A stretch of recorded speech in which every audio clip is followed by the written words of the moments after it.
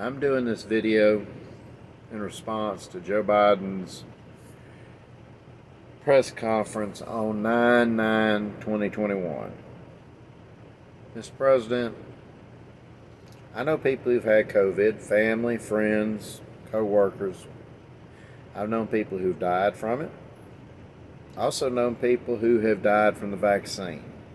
A healthy 30-year-old that I know on her second dose of vaccine died a week later from the vaccine.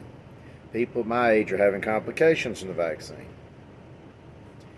For you mandating that in my profession and every other profession, especially essential workers, I'm in trucking, for us to get vaccinated, I have a problem with that. My body, my right. Remember that saying, my body, my right? Now, that being said, you have a problem with over 100,000 people coming across the border every month with all kinds of diseases, not just COVID, including the new variant of COVID, the Mu variant from South America. You got all kinds of STDs. But you're not worried about them. You're worried about us essential workers who were heroes a year and a half ago. Now all of a sudden we're demonized because we don't want the vaccine. I live in a truck 90% of my time by myself. I wash my hands. I take immune boosting supplements. I have been out here the whole time, and I have comorbidities. I'm a diabetic with high blood pressure. Have not had a sniffle. But you're telling me I got to take a vaccine that could be detrimental to my body, or either I have to get tested weekly. Well, let me tell you a little secret about trucking. We work 55 to 70 hours a week. I have an elderly mother at home that I'm taking care of, and I got a girlfriend. So every other weekend I'm at one of their houses when I'm home. I barely get everything done I need there. Where am I going to find time in my life to get tested every week? I think that's beyond reasonable. I mask up, I wash my hands, I stay socially distant. But I'm sorry, I disagree with a mandate that requires American citizens whose ancestors fought and died for this country, for you to tell us what we need to do and we have no freedom anymore? I think not. My body, my choice. You want to handle things, handle your own problems at the border and in Afghanistan. You're talking about you're aggravated with us. Well, we're aggravated with you. The way you handled Afghanistan was a sham. The way you've handled the border is a dereliction of your duty. And you want to talk about us? Really? Mr. President, my body, my choice. Handle your own business. Don't worry about the people, the American people. 80 million of us are doing what we need to take care of ourselves. I don't want the vaccine. I do not want to be mandated to take the vaccine. If you say this is the only option for me to work, then how about this?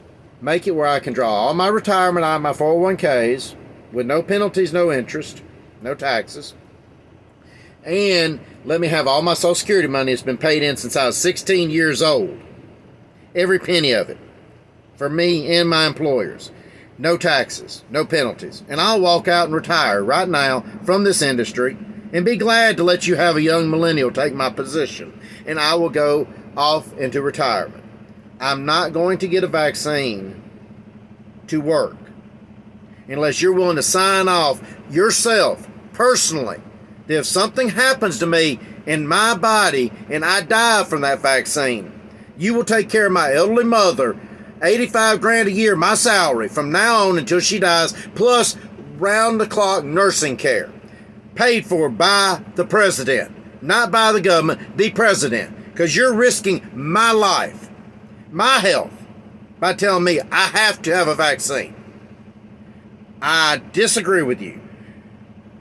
You want to have a vaccine, that's your choice. Everybody has choices, and they have to make decisions based on their health and their reasoning. I have made my choice. For the last year and a half, I've been out here working, making sure our country stays afloat.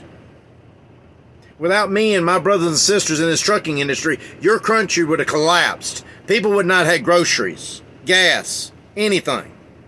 We were out here when y'all didn't know what to damn do.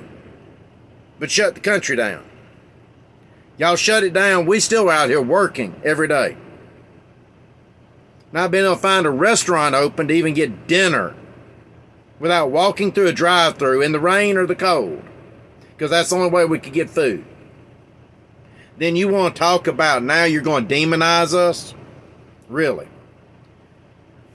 Sir, I'm fed up with your attempt to be a dictator. You are supposed to be serving the people, not being a dictator. I will not comply with a dictatorial mandate from a man who does not understand what I even go through every day. You've never worked in the industries of any kind. You've been a career politician. Handle the situation at the border. Hundreds of thousands of people come across the border with STDs and COVID. And you're not doing anything about them or getting them tested or vaccinated, are the ones coming from Afghanistan. You're more concerned with the people who are like me who do not want to follow your rules. I follow the rules. I wear a mask. I wash my hands. I socially distance.